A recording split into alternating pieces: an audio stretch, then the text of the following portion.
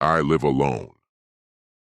It's a small apartment in an old building right in the middle of the city. Nothing special.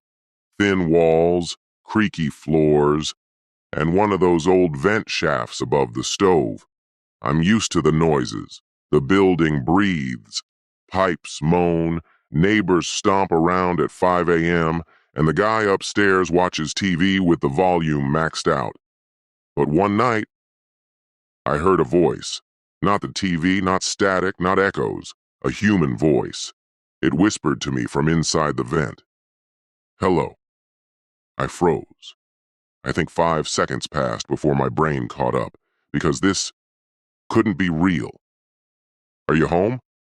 The voice again. I walked slowly toward the vent, looked up. Just darkness. No movement, no shadows. Who's there? I asked. Silence. I told myself it was nothing.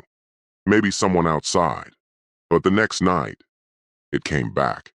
I was in the kitchen, drinking tea, when I heard, "Are you sleeping?" It was a man's voice.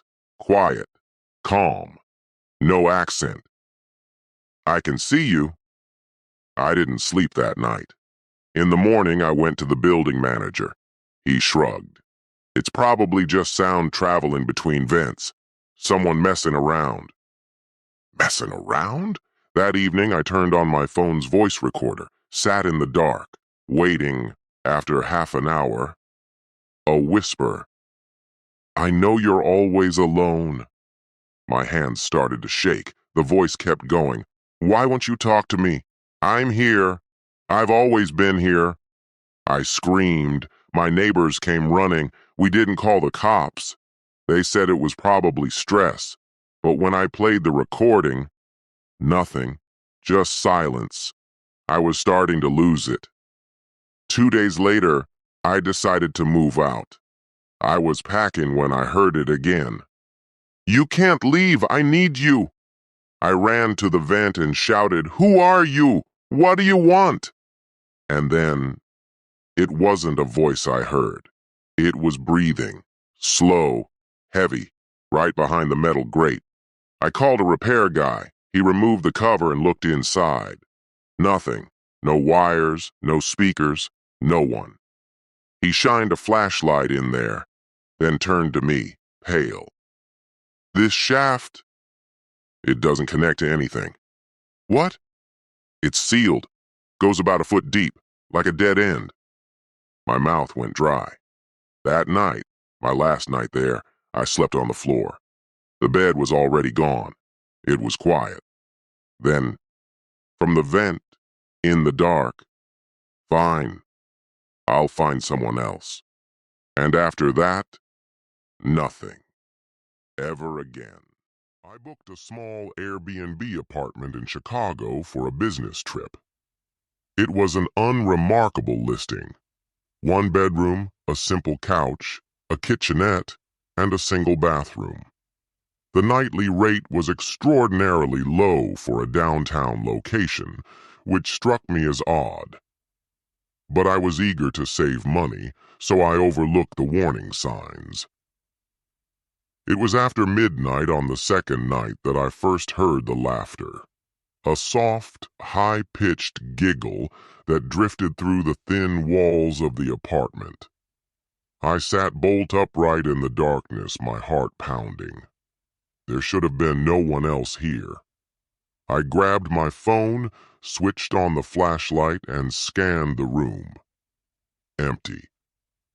The hallway beyond also stood empty, the only light coming from the dim glow of the city through the window.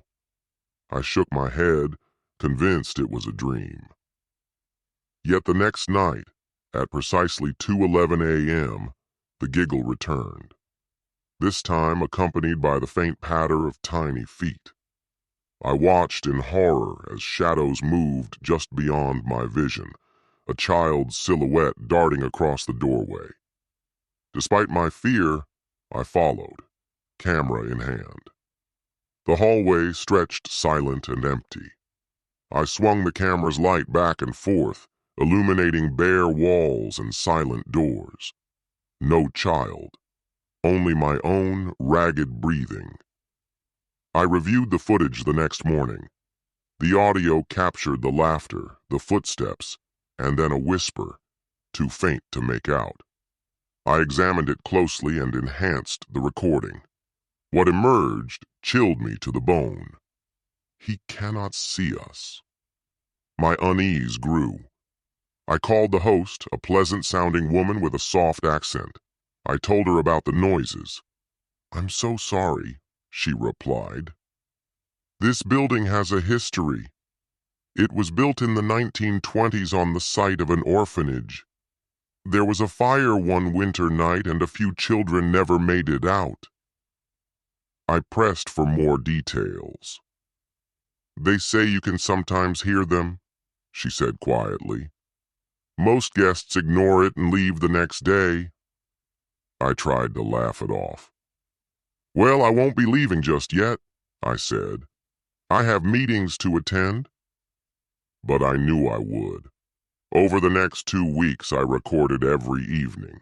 The sounds grew bolder. The giggling sometimes echoed from the bathroom, the closet, even from inside the locked kitchen cabinets. One night, I heard a child's voice calling my name. "Matthew." My blood ran cold.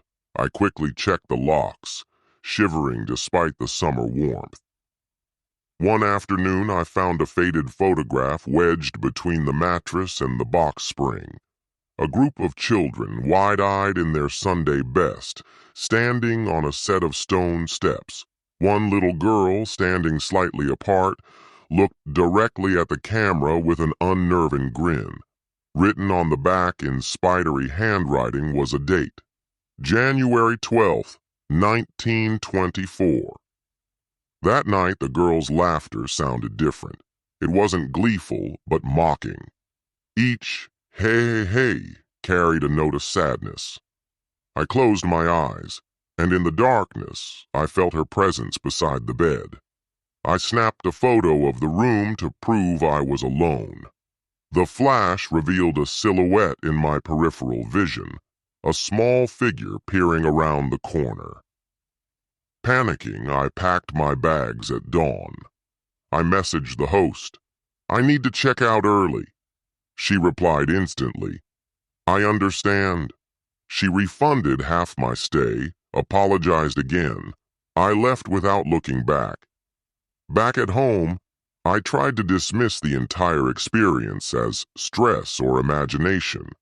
But at 2:11 a.m., I woke to distant laughter in my own apartment. That childish giggle echoed in my ears. I sat up, heart racing, and remembered the photograph. On my phone's lock screen, I had set a new alarm. The photo chosen automatically by my gallery was of the girl in the steps, the one with the grin. I gasped, realizing the ghost had followed me. I called the host again, begging for answers. She was gone. No listing, no profile, no trace of her account. On the news, I searched for reports of the old orphanage site. There was none. It was as if the building never existed. In the weeks that followed, I documented every occurrence. Items moved, faint songs sung in a child's lullaby, scribbled messages on steamy mirrors reading "Stay with us." Each night, the presence grew stronger. I hired a medium who arrived and immediately felt a sorrowful energy. She claimed the spirits were trapped, confused, desperate to be acknowledged. When she tried to cleanse the apartment, a sudden chill knocked her to the ground. She refused to return.